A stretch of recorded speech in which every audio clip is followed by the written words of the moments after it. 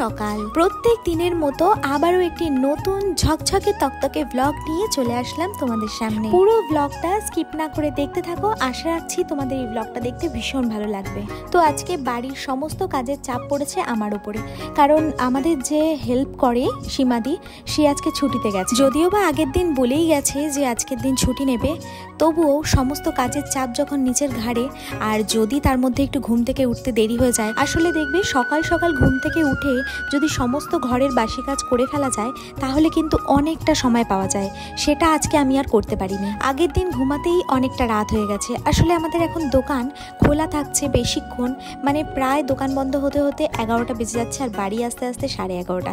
তো অনেকটা টাইম ওখানেই চলে যাচ্ছে। আর বাড়ি এসে বাড়ির সমস্ত কাজ করে তারপর ঘুমাতে গেলে একটু মনে হয় ফোনটা ঘাঁটি, আর এই ফোন দেখা শুরু হলেই তো মানে একটার পর একটা ব্লগ, প্রত্যেকের ব্লগ দেখতে তো ভীষণ ভালো লাগে, আর সময়টা যে কিভাবে চলে যায় সেটা কিন্তু বোঝাই যায় না। তো এদিকে কাজকর্ম সব কমপ্লিট করে আজকে গণেশ পুজো, তো মানে এখন ঠাকুরঘরটা ভালো করে মুছে নিই। আর দুদিন ধরে এই ফ্যানটা ঠিক করতে দিয়েছি, মানে আমার গোপালের যে কি কষ্ট হচ্ছে, এখনো ফ্যান যে নিয়ে গেছে দাদা, সে এখনো ঠিক করে এসে দিয়ে যায়নি। তো দেখা যাক আজকে কতদূর, মানে আজকে আসার কথা। আর আজকে প্রচুর চাপ রয়েছে, আজকে বৈদ্যপুর বাড়ি যেতে হবে, মিস্ত্রি দাদাদের নিয়ে দেখাতে হবে কোনটা কোনটা ঠিক হবে, মানে কাল পরশু নাগাদই কাজ ধরবে ওনারা। তো ঠাকুরঘরটাকে মুছে নিয়ে এদিকে আমার মামা শ্বশুর এসছে।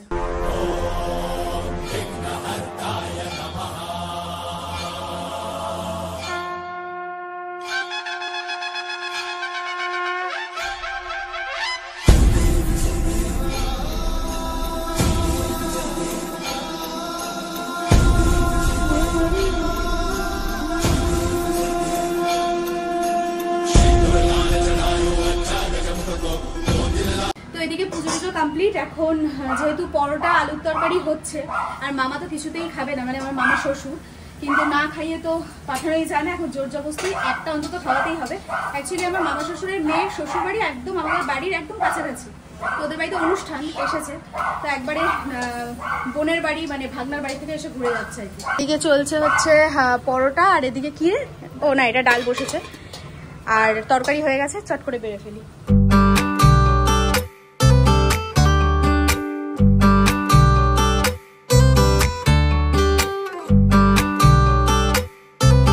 আমার মামা শ্বশুর নিজে চলে এসেছে বিয়াই বাড়ি, আর আমাদেরকে না বলে মামিকে না নিয়ে দোকানে গেছে, আর জোর জবরদস্তি আমাদের বাড়িতে আনতে হলো, নিজের ইচ্ছার থেকে কিন্তু আসেনি, আর খাওয়া দাওয়া কিছুই করলো না, আর মামিকেও আনেনি। এটা হচ্ছে অবজেকশন রইল ভাগনা বউয়ের। তুমি এবার এসে একদিন থেকো।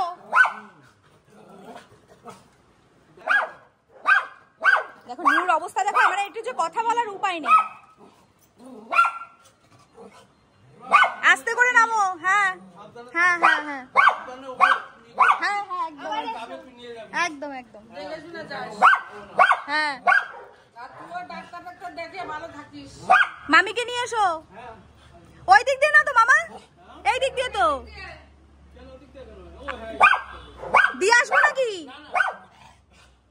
তো এদিকে তো আবার বৈদ্যপুর যেতে হবে, দোকানদারি করে তো আসলাম, এবার এখন দুপুরবেলা আসতে এমনিতেই লেট হয়ে যাচ্ছে, মানে 2-2:30টার সময় দোকান বন্ধ করা হচ্ছে, বাড়িতে আসতে আসতে প্রায় 2:45।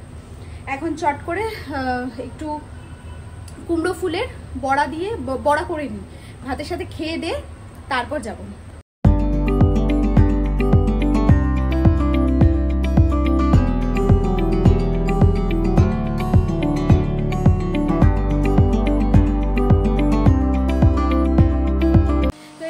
যাচ্ছি বাড়ির, যেহেতু ঠিকঠাক করতে লাগবে, তো আমাদের ভাগনা থাকতে আমাদের তো কোনো অসুবিধাই নেই, তখন ভাগনাকে নিয়ে যাচ্ছি ওই বাড়ি। কি দেবো অসভ্যতা, আমি কথা বলিস না, কাজ ধরার আগেই নিয়ে এসেছে তেলের দোকানের সামনে, গাড়িতে তেল ভরে তারপর নাকি নিয়ে যেতে হবে। ওকে কেমন তাহলে বোঝো ভাগনা কেমন।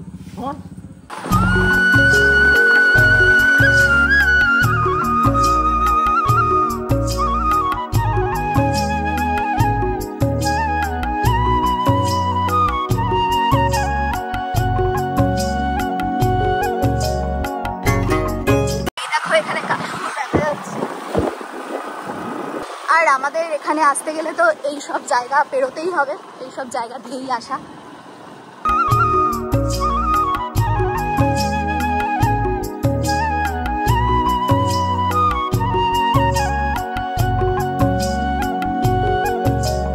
সো এই আবার চলে এলাম। হ্যাঁ, তুই কি জানিস না? এই কালকে বলার পরে আজকে একজনকে দিয়ে ঘাস মারার ওষুধ দেওয়া হয়েছে।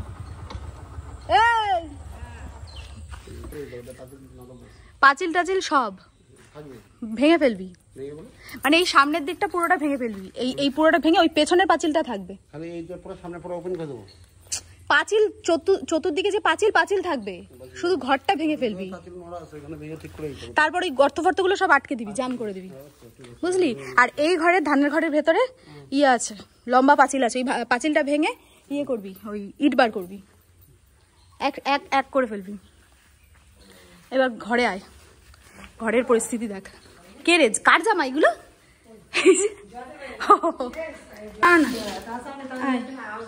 আরে না, কিচ্ছু নেই দিদি, না লাইটের বোর্ড ফোর্ডের কি অবস্থা,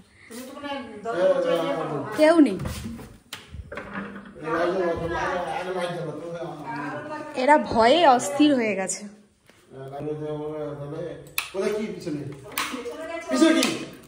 এই দেখ দেখ দেখ দেখ, আয় আয়, দাঁড়া, লাইটটা জ্বালাচ্ছি, দাঁড়া। দেখ এই যে জানলাগুলো দেখ। হ্যাঁ, জানলা পাল্টাতে হবে কেন? জানলাগুলো ঘষে মেজে ঠিক করা যাবে না? হ্যাঁ, এগুলো সব ঠিক করবি তো, আমি সেটা বলছি না, আমি যে জানলাগুলো ঠিক করা যাবে না? জানলাগুলো তো ভালো আছে।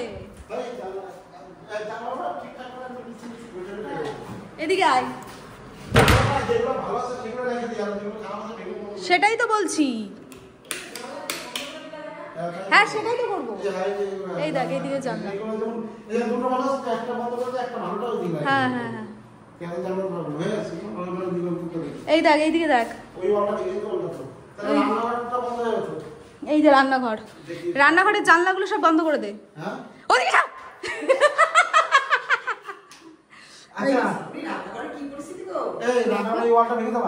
কোন ওয়াল? কি কারণে? ওই পাশে ধানের ঘরেরটা।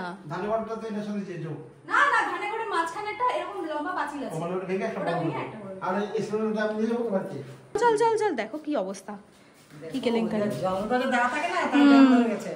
না, ড্যাম কোথায় দিদি? ড্যাম ধরেনি, এগুলো এরমই ছিল আগেও।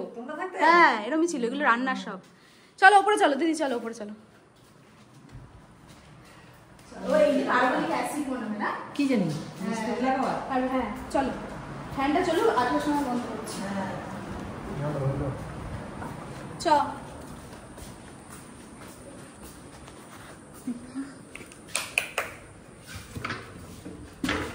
এই দেখ বাবা, লাইটটা খুলে গেছে, লাইট খুলে ঝুলছে।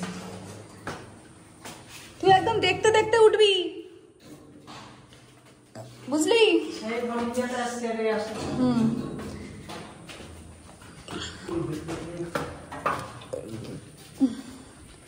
এই হচ্ছে ওপর, এইখানে হচ্ছে, এখানটা নিচের থেকে অনেকটা বেটার আছে, মানে আমার বিয়ের সময় এগুলো সব ঠিক করা হয়েছিল। ঠাকুর দাদু পড়ে গেছে, ঠাকুর দাদুর ফটোটা পড়ে গেছে এই জানলার এখান থেকে।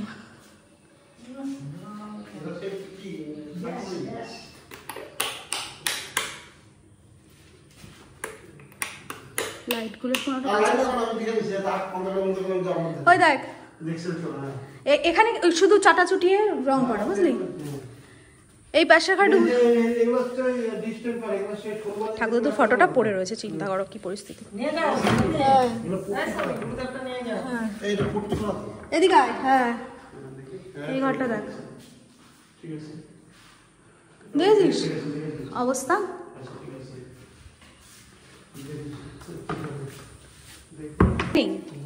ওর তো ভয়। আয়, এইটা হচ্ছে এই ছাদের ওপরটা দেখ। এই এত উপরে কি করে উঠবি রে? কি বাবা করছিস? এই নকশা করিস না, আয় নকশা করিস না।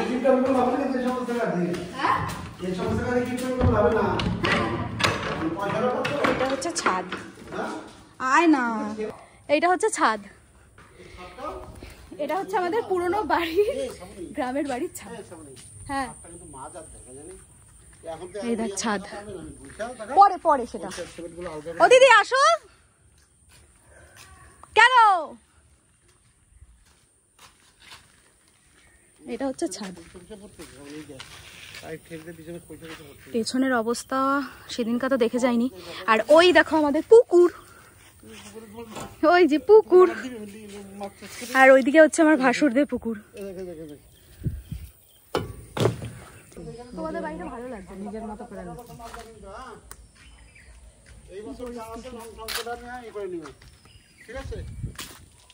আমাদের মিস্ত্রি ভাই, এই হচ্ছে আমাদের ভাগ্নে, দেখি কত কি চায়। এখন তো একটা বিশাল ফর্দ নেবে। ছিল আমাদের সেই ব্যালকনি, মানে এখানে বসে বসে আড্ডা, আর এখানে বসলে পরেই সব কিছু বাইরে দেখা যায়, কি দারুণ। সো এটা হচ্ছে আমার শাশুড়ির ঘর, আর এই সেই আলমারি যার মধ্যে অনেক রত্ন আছে। তো সব কিছু দেখানো কমপ্লিট, এবার চলো।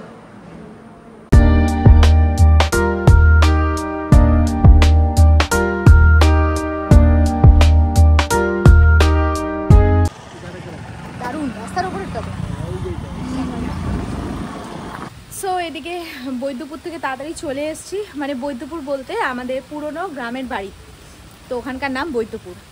তো ওখান থেকে তাড়াতাড়ি চলে এসেছি, মিস্ত্রিদের সমস্ত কাজকর্ম দেখিয়ে কালকে থেকে কাজ স্টার্ট হবে। আর মানে বাড়িতে তাড়াতাড়ি চলে এসেছি, নাহলে পুরো বৃষ্টিতে ভিজতাম। আকাশের পরিস্থিতি ভীষণ খারাপ, প্রচুর পরিমাণে এক্ষুনি বৃষ্টি নামে, মানে বৃষ্টি শুরুই হয়ে গেছে অলরেডি। অবস্থা দেখো কি পরিস্থিতি, মারাত্মক বৃষ্টি নামবে।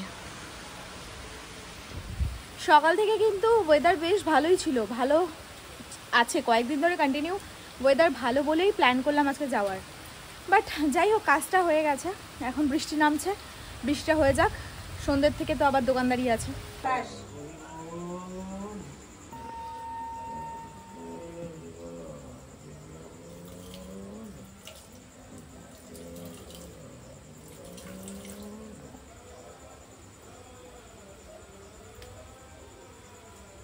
বৃষ্টি পড়ছে, আবার বৃষ্টি পড়ছে।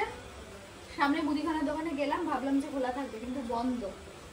সেই থেকে বৃষ্টি হচ্ছে, এখনো বৃষ্টি হচ্ছে। আর আমরা সবাই পুজো দিচ্ছি, আমি শুনলাম জয় বড় ঠাকুরের জয়। হ্যাঁ, প্রসাদ খেয়ে হাত পা ধুয়ে তারপর ঘরে।